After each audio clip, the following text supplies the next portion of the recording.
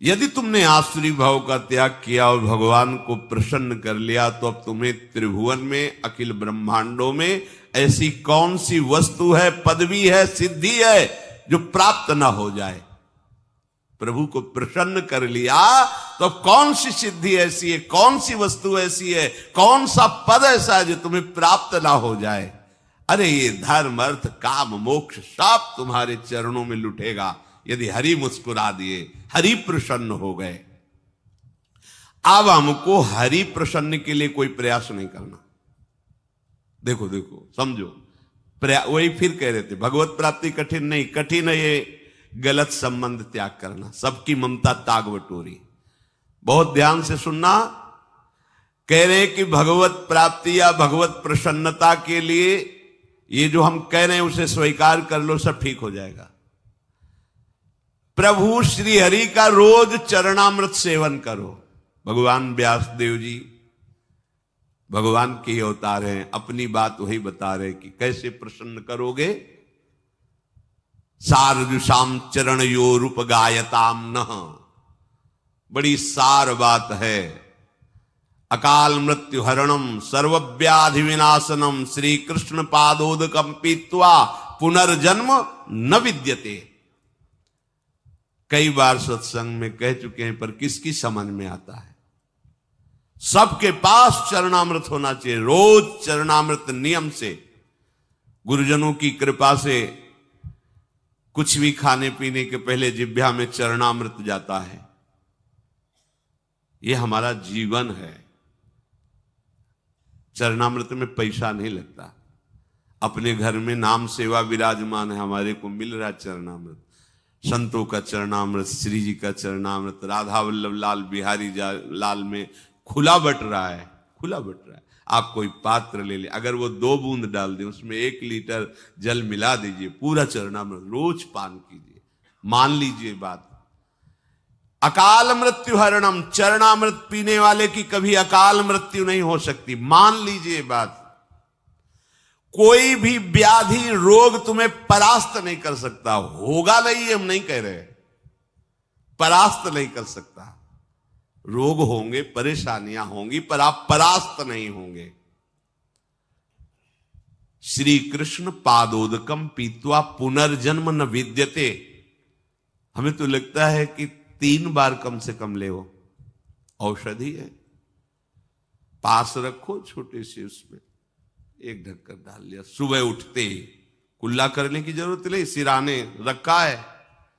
गुरु कृपा से गुरुदेव भगवान की चरण रज और चरणामृत ऐसे, ये यहां अगर सर है तो यहीं रखा है, और सर के नीचे गुरुदेव भगवान के पूर्व के प्रसादी जैसे मुझे, वो सब उन्हीं का बल है।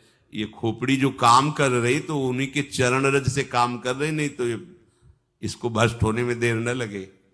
ये अगर काम कर रहे ना तो गुरुदेव की चरण रज के प्रताप से, कहिए तुम्हें राज से बता रहे हैं। अगर वृंदावन की रज तुम्हारे सिराने रखी है तो बुद्धि तुम्हारी माया से ग्रसित नहीं होगी। पहले उठो, जे ही आंख खुले तो सबसे पहला कार्य चरणामृत मुख में डालो, फिर जल आदि पी के फिर अपनी दिनचर्या में चलो। दोपहर में फिर शयन 1 ढक्कन चरणामृत विश्राम। रात्रि में से 3 बार लो, नहीं ले से 1 बार तो लो ही चरणामृत। नियम सब लेते हैं चरणामृत। हाँ, आज से नियम बना लो कि रुपया रखना जेब में भूल जाओ, भले अगर कहीं बाहर जा रहे हो, पर चरणामृत और वृंदावन की रज मत छोड़ना, पास रखना। भगवत प्राप्ति आपकी जेब में है। अगर वृंदावन की रज आपकी जेब में है, चरणामृत आपके पास है, कैसे तुम छोड़ देते हो? कैसे छोड़ देते हो? अरे हमारी जीवन जीवनी है, संजीवनी बूटी है। व्यासे श्री हरिवंश बताई, ये ब्रजरज जीवन मूरी। आप कैसे छोड़, हमारी प्यारी जू की चरण रज है, आप उसे छोड़ देते। कहीं भी जाओ, दिल्ली कलकत्ता कहीं के भी हो, 2 चीज हर समय जेब में रखना, वृंदावन की रज और चरणामृत। तुम जीत जाओगे, जीत जाओगे। पर वो 2-4 दिन याद रहेगा, इसके बाद नहीं याद रहेगा। आसुरी भाव होने के कारण आपको ये बातें हंसी मजाक लगती हैं। चरणामृत का सेवन और प्रभु के नाम जप और नाम कीर्तन से हम माया पर विजय प्राप्त कर लेंगे, हमें मोक्ष की कोई आवश्यकता नहीं। शास्त्र प्रमाण बहुत सरल है भगवत प्राप्ति, कठिन है आसुरी भाव का त्याग करना, स्वसुख वांछा का त्याग करना, यह भी छूट जाएगी। रोज चरणामृत पियो नियम से, और ब्रज रज वृंदावन रज तुम्हारे शरीर पर लगी होनी चाहिए।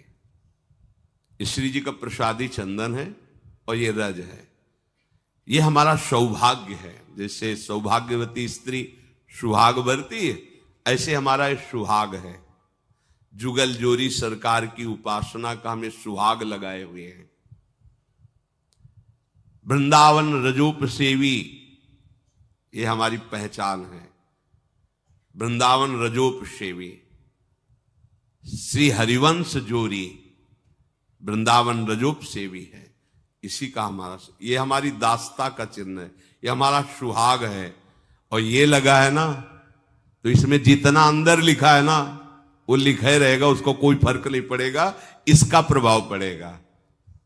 तुम्हारे भाग्य में जो लिखा है ना वो सब रद्दी हो जाएगा। लेकिन यहां रद्दी भाग्य को नहीं करना चाहते। कहा करना चाहते हैं? बोले रज लगा के जाते हैं तो लोग हंसते हैं। अरे भैया तुम्हारे भाग्य बदलने के लिए लगा है। बोले हमें नहीं बदलना है भाग्य, इसी दुख में रहना है। रज नहीं लगानी, रज छू गई तो रजोगुण नष्ट हो जाएगा, फिर जिएंगे कैसे? अगर हम देखते हैं जैसे वृंदावन में से, तो कई बार देखे कर क्या रहा था, ऐसे बीच वाली अंगूरी से ऐसे रज छुआ और पहले से हटा दिया, फिर ऐसे कर, रज न छू जाए, कैसे कैसे मंगल होगा? बड़े बड़े महापुरुष कह रहे हैं जब तक निष्किंचन महापुरुषों की चरण रस से अभिषेक नहीं होगा तब तक तुम्हें ब्रह्मबोध या भगवत अनुराग हो ही नहीं सकता। निष्किंचना नाम न वृणीत यावत। चरणामृत का रोज सेवन और रज रानी को पास में रखना और नाम जप करना, बस हो गया। उसी को तो भगवान कह रहे हैं अभ्यास योग युक्तेन। अब नाम जप पर ध्यान देते हैं। चरणामृत तो बाहर से हम ले लिए, पर नाम का विषय स्वीकृति से अंदर से होना चाहिए। नाम कठिन तब तक लगता है जब तक हमें लोभ जागृत नहीं होता, भगवत प्रेम का, भगवत प्राप्ति का, आनंद का, दिव्यता का। अभी तो हम बहुत पार्थिव विषयों में लगे हैं। कहा हो तुम भाई, कहा हो? कैसे तुम्हें नाम में प्रीति होगी, कैसे धाम में प्रीति होगी, कैसे भगवत प्राप्ति होगी? क्या चाहते हो? यही समझ में नहीं आता कि तुम्हारी चाहत क्या है। अरे भाई, इस चाहत को मिटाने के लिए हम भगवत मार्ग में बढ़ रहे हैं। कोई चाह नहीं, जाहिन चाहिए कबहू कुछ तुम सन सहज सने। और ये इसी जन्म में हो सकता है, अन्य योनियों में नहीं हो सकता। नाम जप के लिए अभ्यास बहुत आवश्यक। कल एक उपासक, इसलिए उपासक शब्द लगा देते हैं कि अब जब तिलक लगाए हो, कंठी बांधे हो, तो हम तो उपासक ही कहेंगे आप जो हो। अरे 20 साल से भजन कर रहे हैं, हमें तो कुछ, फिर हमें गुस्सा लगती है हमारे ने, प्रभु की तुम उपासना का, भजन का अपमान मत कीजिए। 20 साल चलनी में गैया दुहे, दोष दैव को दे। कैसी कैसी तुम्हारी बुद्धि? काल ही कर्म ही ईश्वर ही मिथ्या दोष लगाए। 20 साल भजन। अरे हम कह रहे बिल्कुल भजन की आवश्यकता नहीं। तुम अभी मार्ग ही नहीं जानते अध्यात्म का। अगर आप अपने आप में स्थित हो जाओ तो आपका स्वरूप ही परमात्मा स्वरूप है। क्या किसका भजन करना? आओ, 3.5 हाथ के शरीर में तुम रह रहे हो, अपने को नहीं जान रहे हो, दोष दे रहे हो भगवान को। बिल्कुल भजन की आवश्यकता नहीं, क्योंकि आपका स्वरूप ही परमात्मानंद है। आपका स्वरूप ही आत्मा में। लौट अपनी तरफ। बड़ा ज्ञानी बनता है, बड़ा प्रयत्नशील बनता है, तो हट त्रिगुण शरीर से अपने स्वरूप में कोई भजन की आवश्यकता नहीं। तभी तो कहा बोधजन्य को किसी भजन वृत्ति की जरूरत है क्या? वो तो स्वात्मा राम है, वो तो भगवत स्वरूप है। उसकी एक एक स्फुरना केवल भगवान ही होते हैं। कहां लौट रहे हो? तो आ संबंध में संबंध की हो, स्त्री पुत्र परिवार देह भोग ममता, तो फिर क्रिया में सही चल। हाँ, क्रियाएं हो रही अशुद्ध अधर्म आचरण, जहां जैसी वृत्ति गई, जहां जैसी, तो भी कुछ हाथ में है नहीं हो, आप दोष दे रहे हो भजन का। 20 वर्ष हो गए भजन करते और अनुभव में तुम्हें कुछ नहीं आया। मेरी समझ में नहीं आता। मेरी समझ में इसलिए नहीं आता कि उससे बात करो जिसने कभी भजन किया ना हो, तो तुम्हें कहेगा ऐसा। यहां जीवन ही भजन है, यहां आहार ही भजन है, कैसे तुम्हें बताएं, श्वास ही भजन है। भजन की कभी निंदा मत करो, तुम अपनी कमी को देखो। भजन नामामृत है, देखो ना, हरिवंश महाप्रभु पाए राधा नाम का स्वाद, तो कह रहे राधा नाम सुधा रसम रसी तुम जिह्वास तुम्हें बिहुला। तुम्हारी जबान में पित्त बढ़ने के कारण करुआहट है, तो तुम्हें मिश्री भी कड़वी लगती है, तो पित्त का समन भी वो मिश्री ही कर देगी, पर नियम से पाते रहो। 20 साल नाम जप, कैसी बात कर दी, 20 साल। अरे साल 2 साल भूत प्रेत के मंत्र जप कर लो तो सिद्ध हो जाओगे, वो भूत तुम्हारे पीछे टहलेगा। और पंचभूतों की रचना करने वाला ईश्वर 20 साल से तुम जप कर रहे हो, तुम्हारी समझ में नहीं आया, तुम्हें गुरु नहीं मिला, तुम्हें मार्ग नहीं मिला, तुम मनमानी आचरण करते हो, भगवत विरुद्ध आचरण करते हो, 2-4 माला घुमा लेते होगे तो समझते हो 20 साल से भजन कर रहे हैं। भजन को आप कलंकित मत कीजिए, भजन ऐसी वस्तु नहीं। भजन ऐसे फिर भी कहते तुम्हारा परम कल्याण होगा अगर 2-4 माला भी कर रहे हो, आज नहीं तो कल समझ में आ जाएगा। अभ्यास भजन का जो श्री भगवान कह रहे हैं, आप अपनी जिह्वा से तो नाम का जप कर रहे हो और इंद्रियों से अधर्माचरण कर रहे हो, कैसे तुम्हें अनुभव में आ जाएगा? कैसे अनुभव आ जाए? पूरे घड़े में एक छेद कहीं कर दो, वो कभी नहीं भरेगा, कभी नहीं भरेगा। अगर आप भजन का आनंद लेना चाहते हैं तो फिर वही बात आ गई, आसुरी भाव को छोड़िए, गंदी बात को छोड़िए। जो अधर्माचरण करते हुए भजन की सिद्धि प्राप्त करना चाहता है, या तो वो मूर्ख है और या तो माया के द्वारा ठगा गया। ऐसा नहीं है कि तुम पापाचरण करते रहो और भगवत अनुभूति हो जाए, नहीं है ऐसा। आसुरी भाव त्यागे बिना आप भगवदानंद की तरफ नहीं बढ़ सकते। देख लो, न करके देख लो। अपने लोग सोचते हैं पापाचरण करेंगे, नाम में बड़ी सामर्थ्य, पाप नष्ट कर देगा, है, पर तुम ये डबल पापाचरण कर रहे हो। एक तो मनमानी अधर्माचरण कर रहे हो, दूसरे ब्रह्मास्त्र का प्रयोग मच्छर मारने के लिए कर रहे हो। ये नामापराध भी तुम्हारे ऊपर लागू हो जाएगा। अरे जिससे छूटने के लिए हम कोशिश करें उसी को तुम पकड़े हुए हो, क्या है? अज्ञान वृत्ति है। अपने लोगों ने जानते हो कैसे अभ्यास किया है? 2 मंत्र का एक साथ, आपको हंसी लगेगी। अगर ऊपर मंत्र चल रहा है गुरु प्रदत्त, तो नीचे नाम चल रहा है दूसरा। ऐसे मन को बांधा गया है कि सेकंड के लिए भी विचलित ना हो पाए, सेकंड के लिए। जैसे यहां वृंदावन बलराम से पूछ ला, शाम के जाते थे जब कभी मिलने, तो घंटा 1.5 घंटा ऐसे खड़े रहते थे। हम पद्मासन लगाए बैठे, जब कभी आंख खुलती तो कुछ फल आदि रखे या जो कुछ मीठा बाबा पा लेना है। बहुत कृपा पात्र श्री जी का है, जब कोई पूछने वाला नहीं था तब वो नियम पूर्वक कहीं ना कहीं से रात्रि में एक बार तो पवाने की कोशिश करता ही था। तुम्हारे पास सामर्थ्य है, एक मंत्र चल रहा है, पीछे नाम चल रहा है, नीचे नाम, मंत्र को देख रहे, नाम को सुन रहे, कहां भागने का मन को अवसर है। चीख मच जाती थी हृदय में, रो पड़ते थे चिल्ला के। अभ्यास कौन सा कर रहे हो तुम? नाम इधर चल रहा, विषय चिंतन उधर चल रहा, भोग क्रियाओं का सुख ले रहे हो, और ऐसे चल माला ऐसे घूम रहा है। कहां हो तुम? अंगुली में माला घुमाने से भगवत प्राप्ति नहीं होती। चिंतन तुम्हारा कहां चल रहा है? चिंतन कहां चल रहा है? जबान से व्यर्थ की बातें करते हो, झूठ बोलते हो, निंदा करते हो, प्रपंच करते हो, नाम सिद्ध हो जाएगा। नाम का आनंद तुम्हें, नाम दाता, नाम जापक, इनके अपराध कर रहे हो। नाम दाता की निंदा, नाम जापकों की निंदा, तुम्हें नाम सिद्ध हो जाएगा, नाम का लाभ प्राप्त हो जाएगा। कभी देखो करके ऐसा। ऊपर मंत्र लिख रहे हैं, अभी तो एक ही में तुम्हारी बुद्धि नहीं लगेगी कि मंत्र ही पूरा लिख ले। मंत्र चल रहा और नीचे नाम चल रहा है। ऊपर मंत्र चल रहा है, जब सन्यास सही उपासना में नीचे शाम सदाशिव, शाम सदाशिव, शाम सदाशिव मंत्र, एक सेकंड के लिए हटने का समय नहीं, न भूख की चिंता न प्यास की चिंता, तब तदाकार वृत्ति। कहां तो 5 मिनट बैठ के कभी करो, करके देखो कैसा लगता है, आग लग जाएगी। डबल चला के देखो, राधा बाबा चलाए, उनके जीवन में देखा है।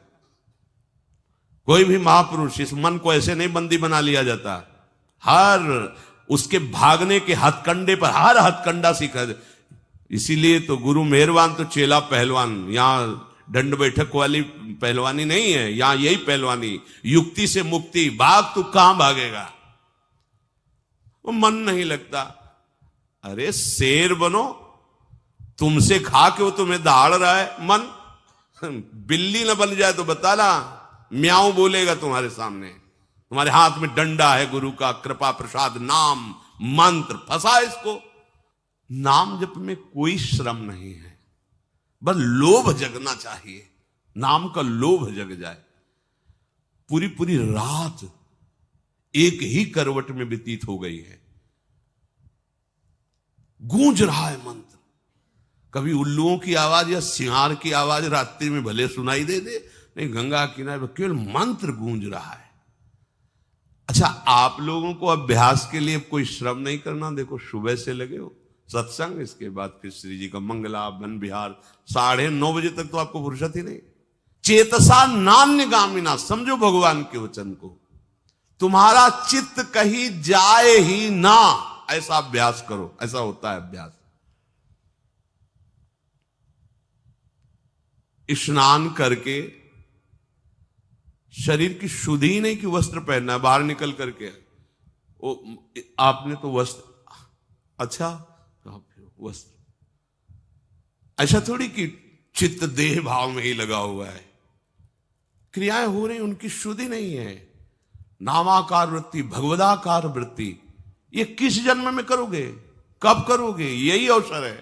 अरे जो गृहस्थ में फंसे हैं, प्रणाम है, थोड़ा नाम जप कर लेते, थोड़े धर्म कार्य कर लेते, कभी न कभी भगवान की कृपा से उनको अवसर मिलेगा कि वो छक के भजन कर पावे एकांत में। आप सबको तो अवसर मिल गया है, भजन का अवसर, इससे बड़ा कोई लाभ नहीं। अब आप चित्तवृत्ति को कैसे आप बर्बाद करते हैं, जब देखने को मिलता है तो लगता है कैसे बर्बाद करते हैं। ये समय यौवन अवस्था का एकमात्र भगवदाकार वृत्ति के लिए तुम्हारी नेत्रों की ज्योति चमकनी चाहिए और नासाग्र में दिखनी चाहिए। जब आपकी तरफ नेत्रों को देखे तो लगे हाँ एकाग्र दृष्टि, भगवदाकार दृष्टि है। जैसे उल्लू है ना, दिन में उसको कुछ नहीं दिखाई देता, रात्रि में उसके नेत्र चमकते हैं। ऐसे ही हमारी कुछ दृष्टि है। ज्ञान में हम अंधे हैं और अज्ञान अंधकार में खूब बढ़िया नेत्र काम करते। हाँ वो ऐसा, ये भोग सामग्री, ये अंधकार, अंधकार में उल्लू को बढ़िया दिखाई देता है, लेकिन दिन के प्रकाश में उसको कुछ नहीं दिखाई देता। तो भक्ति का प्रकाश और ज्ञान का प्रकाश हमारे नेत्रों में नहीं समझ में आ रहा, माया का अंधकार हमारे समझ में आ रहा, काम क्रोध लोभ मोह, तभी हमारे उल्लू बना रही माया हमें। नाम रूपी धन, प्रियालाल के रूप का ध्यान, प्रियालाल की सेवा, इससे वंचित किए हुए है। श्री हरि को जिसने आत्मसमर्पण कर दिया, उसका सब कुछ सार्थक हो गया। स्वात्मार्पणम स्वसुहृदा परमस्य पुंसः, प्रभु को समर्पित हो जाना। आप लोग कहेंगे मैं प्रभु को समर्पित हूं, कल की चिंता तुम्हें क्यों है, भविष्य की चिंता तुम्हें क्यों है, वर्तमान की चिंता तुम्हें क्यों है, भूत के किए हुए कर्मों की चिंता तुम्हें क्यों है? क्योंकि तुम आत्मसमर्पण नहीं किए हो, इसलिए है। अरे आत्मसमर्पण की वृत्ति में तो आके देखो, नाच पड़ोगे अभी। इसीलिए कह रहे भगवत प्राप्ति में कुछ श्रम नहीं है, श्रम है इस ममता को बटोरने में, बस इसको समेटने में। एकदम भगवत प्राप्त अभी हो आप समझो आपको कुछ नहीं प्राप्त करना, कुछ नहीं प्राप्त करना। आपको समझ में मतलब वो नहीं आएगी बात जो हम कह रहे हैं। आपका स्वरूप ही भगवत स्वरूप है। आप किसी माटी से बने हुए नहीं है, आप भगवान से बने हुए हैं। ये भगवान से प्रकट हुआ है और वो केवल भगवान है। ये अंदर की बात तुम्हें कह रहे, शुद्ध शुद्ध बुद्ध बात है ये भगवान से प्रकट हुआ है। भगवान से, ये जो पंचभूत है ना, ये भगवान से प्रकट हुए हैं और ये भगवान ही है, भगवान से प्रकट नहीं हुआ है। अंश जानते हो, अंश शब्द भुलावा है। भुलावा, भूलने वाला शब्द है अंश। अंश नहीं है, वही महाराज बैठे हुए, वही आए। जैसे एक कांच के मंदिर में बहुत से अपने रूप दिखाई दे तो छोटा बालक नहीं समझता कि अपना ही रूप है, ऐसे सच्ची मानना। वही बैठे खेल रहे हैं, आप हो ही नहीं। आप अपने को भ्रम में फांस लिए हो। आपकी सत्ता तब तक अलग है जब तक आप अपने को शरीर मान रहे हैं तक, नहीं तो जो ही ये हटाओगे तो वहां मुस्कुराते हुए केवल लाल जो है आप है ही नहीं। ब्रह्म नहीं, माया नहीं, नहीं जीव।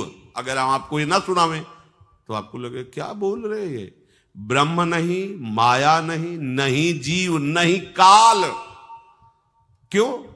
क्योंकि जो हम अपनी शुद्धि बनाए हुए थे ना, शरीर और आगे सब, अब गई तो बचा कौन? एक रहो नंदलाल। अब ये पूर्णता है।